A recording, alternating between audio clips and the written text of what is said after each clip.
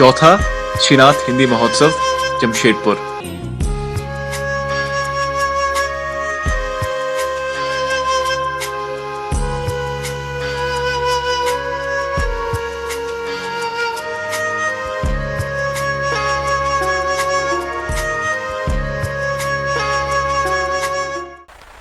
Facebook पर मैं Bhaskar sir को फॉलो करती हूँ। बहुत एक्टिव मेंबर हैं, काफ़ी सक्रिय रहते हैं। कुछ ना कुछ इनका लेख आलेख आता रहता है। सक्रियता इतनी रहती है कि कभी कभी दिन में दो दो लेख पढ़ने को मिल जाते हैं, गीता संस्मरण हो या लेख हो ऐसे। सर, ये जो आप तकनीक का, ये जो आप सोशल साइट्स में इतने एक्टिव रहते हैं, क्या ये तकनीक मात्र के लिए है? तकनीक के इस्तेमाल से आप जुड़े रहना चाहते हैं या फिर युवा वर्ग के साथ सानिध्य का ये एक आपका तरीका है?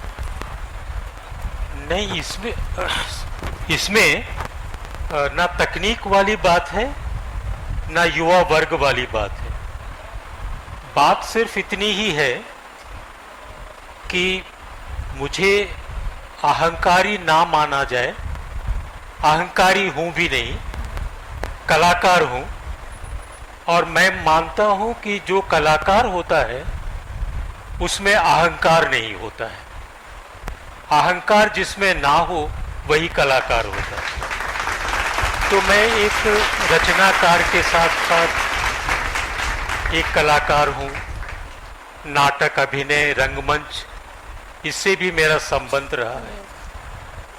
दरअसल पिछले 50 वर्षों से मैं लिख रहा हूं और ईश्वर की ही कृपा है, दोस्तों की दुआ, बुजुर्गों का आशीर्वाद कि उतनी ही संख्या में पुस्तकें प्रकाशित हैं।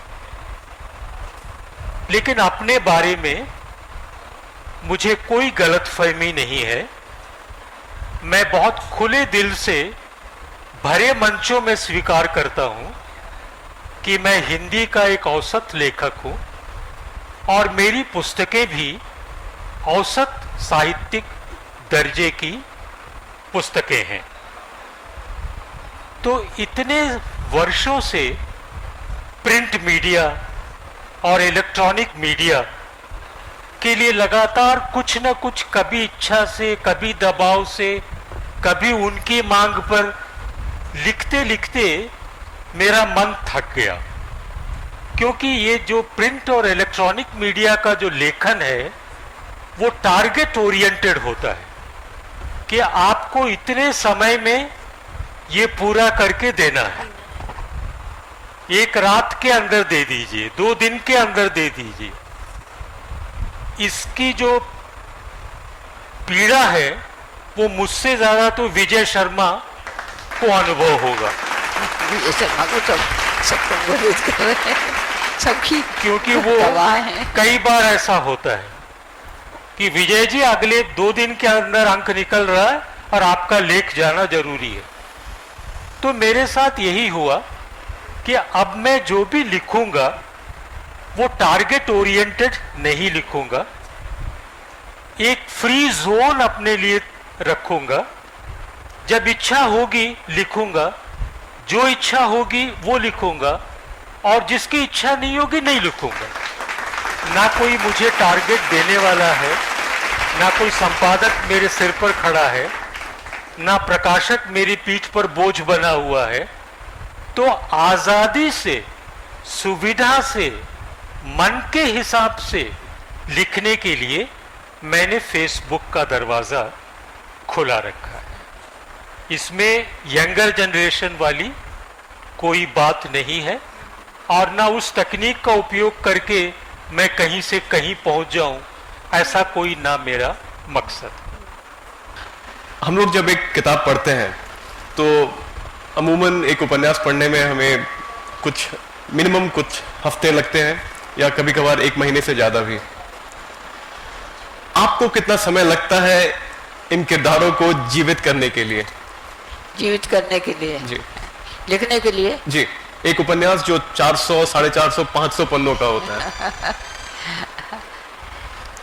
लगता है, सालों लगते हैं, 2.5 साल तो लगता है एक उपन्यास को लिखने में, क्योंकि एक बार में मुकम्मल होता नहीं है। एक बार में लिखने से कई गलतियां रह जाती हैं, कई चीज़ें हम भूल जाते हैं लिखने के लिए, और जब रिवाइज करते हैं तो कई चीज़ें काटनी पड़ती हैं और कई चीज़ें जोड़नी पड़ती हैं। तो मैंने तो कम से कम 6-6, 7-7 ड्राफ्ट किए हैं और 500-500 पेज के। तो राजेंद्र यादव कहते थे कि तुम क्या पूरा लिखती हो फिर से? तो मैंने कहा हाँ, मुझे पैचेज जोड़ने अच्छे नहीं लगते, क्योंकि कहीं एक पात्र से कुछ कहलवा तो पहले वो जाने क्या कह रहा है, पता नहीं चलता, तो पूरी कहानी गड़बड़ हो जाती है। इसलिए टाइम लगता है बहुत, और लगातार 10-10 घंटे मैं लिखती हूँ। ये नहीं कि थोड़ी देर लिख लिया फिर चले गए या कुछ। आज भी मैं 10 घंटे बैठ के लिखती हूँ। तुमने मेरा डिस्टर्ब किया है, आज तो मैं लिख रही थी और मुझे बिल्कुल उठने का मन नहीं कर रहा था कि मैं लिख दूँ, इसे पूरा करूँ। तो वो तो इतनी मेहनत होती है, जो पाठक जो है 2-3 दिन में पढ़ के ख़त्म कर देता है उसको। और ये मेरे साथ बड़ी दिक्कत है, कुछ उपन्यास, कुछ किताबें मेरी जल्दी आई जल्दी, तो अब उन पाठकों को वही आदत भी पड़ गई है, या लेखक जो मेरे साथ हैं उन्हें भी आदत पड़ गई है। कहते हैं कब आएगी किताब? मैंने कहा अभी तो आई थी, 2 ही साल तो हुए हैं। उन्होंने अरुंधति राय से क्यों नहीं कहते, उसने 20 साल बाद लिखा है, उसे कुछ नहीं कहेंगे और अच्छा मानेंगे, हाँ 20 साल बाद लिखा है। मेरे से 2 ही साल में कहने लगते हो अब क्या कर रही हो, अब क्यों नहीं लिख रही? तो ऐसे दबाव से भी नहीं लिखा जाता, वो तो जब कुदरती ही मन में आता है तब लिखते हैं। झांसी जाने में देर हो जाती है तो नहीं लिखा जाता है ना। तो ऐसा है, वहाँ जाके तो हम कुछ भी लिख देते हैं, कुछ ना कुछ मिल ही जाता है ऐसा जो यहाँ लिख के हम लोगों को रुला सकते हैं और हंसा सकते हैं। एक बार मैं झांसी यूनिवर्सिटी बुलाती रहती है, वहाँ से आई हूँ तो वो तो बुलाएगी। मैं गई तो वहाँ का जब कार्यक्रम होना था, मैं सोचा थोड़ा टाइम बचा इसमें मैं गाँव हुआ हूँ, तो मैं चली गई गाँव। तो कहा चलो अब तो मैं वहाँ पे 4 लाइन रोड बन गई है। तो 4 लाइन रोड पे मैं जो गई तो 4 लाइन रोड तो अच्छी थी, काफ़ी अच्छी थी, और हम जल्दी पहुँचने वाले भी थे, लेकिन सारे गांव तो ढक गए। मेरे संग के पढ़ने वाले वहीं सड़क पे खड़े मिलते थे कि आ रही होंगी, सो कोई ना मिला। चलो बूढ़े ही हो गए, लेकिन मिल तो लेते थे, कोई भी नहीं। मैं कहूँ सेमरी निकल गई गांव का नाम, कि वो तो कब की उधर रह गई, कहाँ ढूंढ रही हो? मैं कहूँ करगवा कहाँ है? अरे वो नीचे निकल गया। कुछ मिलेगा ही नहीं क्या? हमारे मास साहब का गांव अमरा कहाँ है? कहते अमरा फमरा कुछ नहीं, सीधी वहीं पहुंचोगी। मुझे तो बड़ा दुख हुआ, वो पेड़, वो रूख, और मुझे तो उनसे बिछड़ रही थी। मैं तो कालिदास की शकुंतला की तरह बिछड़ रही थी। मैंने कहा कहाँ गए? वो शिवरा पहाड़ के नीचे हम जाते थे, वो कहाँ है? अरे अब नहीं दिखता, शिवरा पहाड़ कट गया। अमरों का कुआं जहाँ मेला भरता था, फूलडोल का मेला भरता था, वो कुछ नहीं है। 4 लाइन रोड ने जो तबाही मचाई, वो सारे दृश्य खत्म हो गए। मैं गई, गांव पहुंची, तो अब वहाँ कहा गया, जो हमारा ये समय बदल रहा है, मैं इसलिए बता रही हूँ, थोड़े में ही बताऊंगी, समय बदल रहा है। तो वहाँ कह दिया गया कि वो यूनिवर्सिटी में आई हैं मेरे लिए, हमारी भाभीियों से कह दिया गया कि वो यूनिवर्सिटी में आई हैं। तो बहुत बड़ा घर कुनबा है, बहुत बड़ा, मतलब बारात की किसी की ज़रूरत नहीं पड़ती, घर के ही चले जाते हैं। तो इतना बड़ा है, तो सारी भौजाइयाँ हमारी एक ही जगह बैठी थी। तो मैं जब गई तो मैं तुम्हें एक जगह ही बैठी हो कि हाँ, बुंदेली में ही सुनाती हूँ, हाँ हमसे कह रही अवन पे टाइम धरो का, अभी वहाँ आई हैं, भाषण देने आई हैं वहाँ झांसी में, सो तनक देर को आए, उतेक में ही मिल लियो तुम जितो मिलने हैं, अब बैठे हैं तुम्हारे हैं, सो हम सवेरे के बैठे यहीं इंतजारी कर रहे तुम्हारी। मैंने कहा अच्छा, हाँ अब कहा तुमने लिखवो पढ़ो ले लो आग लगे, है ना, ये कह रहे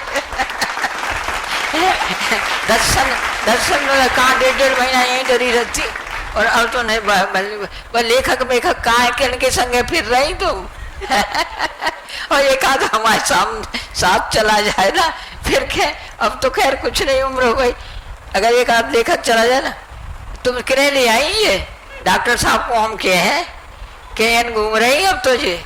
तो मैंने कहा भैया, तो मैं गई, बिठाई, सब बैठी भौजाइयाँ, और मुझे छू छू के देखे, दूबरी हो गई बिल्कुल। कहते हाँ, का डॉक्टर साहब अच्छे नहीं रखत का। मैंने कहा ठीक रखते, दुबले नहीं हो गए तुम्हें लग रहे हैं तो ले। और कोई दूध ला रही है, कोई कुछ ला रही है, दाखे डार के लाए, इधर ये खा लो, ये खा लो। हमने कहा कितना खिलाओगी, आज ही खिला दोगी क्या सारा। मुझे वो याद आया जब उद्धव जाते हैं वहाँ पे और वो पूछती हैं सब, है ना। तो अब फिर जाने की 1-1.5 घंटा बैठ सकती थी, मुझे लेक्चर देना था वहाँ पे, तो जाने की तैयारी भी हो गई। हमारे भाई वगैरह बोले कि चलो बहन जी चलो। भाइयों ने ये ले लिया कि चाय वाय जो भी कुछ है हम करेंगे, तुम उन्हीं के पास बैठना, ठीक है। वो भी हो रहा था। आज तो तुम्हारे भैया बना रहे सब कचू कि तुम बहन जी के पास बैठे ही लो। मैंने कहा अच्छी बात है। फिर जाने की हो गई तो चल रहे, मैंने कहा हाँ चल रहे। तो फिर वो थाली वाली ले आई, वो जो है हल्दी चावल सब रख के, एक मुहावर लगा रही मेरे। मैंने कहा क्या कर रही हो, कहा सब भूल गई हैं, टीका ना करवाओ, ऐसे ही चल रहे हो, विदा की कछु याद नहीं रही, अब किताब ही लिख रही, अब किताब लिख लो तुम हैं, अब कहाँ की भौजाइयाँ धरी तुम्हारी। चले वो भी कर दिया। फिर जहाँ हमारे यहाँ ना जब लड़की जाती है तो गांठ में रुपए बांधते हैं लड़की के, है ना। जब सब हाथ में 100-100 की नोट दबाए थी, जब गांठ में रुपए बांधने लगी तो मैं इतना रोई, जैसे शादी में विदा होती है ना, बहुत रोई। वो भी रोई भौजाए, अरे रोती काहे को, भैया को टेलीफोन कर दो, सो भैया तो जल्दी लिवा लें। वैसे विदा कर रही थी जैसे मैं अभी शादी ब्याह को जा रही हूँ, है ना। हाँ, और गांठ बांध जाए, मैं भी रोई, भाभी रोई, भैया रोए, सब रोए। ये क्या था, ये क्या है। वो मेरे सगे भाई नहीं है, न सगी भाभियाँ हैं, क्या है। जब ये मैंने सारा लिखा यहाँ पे 4 लाइन रोड गांव और भौजाइयाँ, तो चिट्ठियाँ मेरे पास है, वो आए जो भी फ़ोन मैसेज, कि हम बहुत रोए इसे पढ़ के कि जब गांठ बांधती हैं। तो ये है कि वहाँ जाते हैं तो ऐसी चीज़ें निकल के आती हैं जो दिल को छूती हैं। साक्षात्कार का यह भाग अंत नहीं आरंभ है। संवादों का सिलसिला आगे भी जारी रहेगा। तब तक के लिए हमारे चैनल के साथ बने रहें। अपने विचार कमेंट बॉक्स में जरूर लिखें।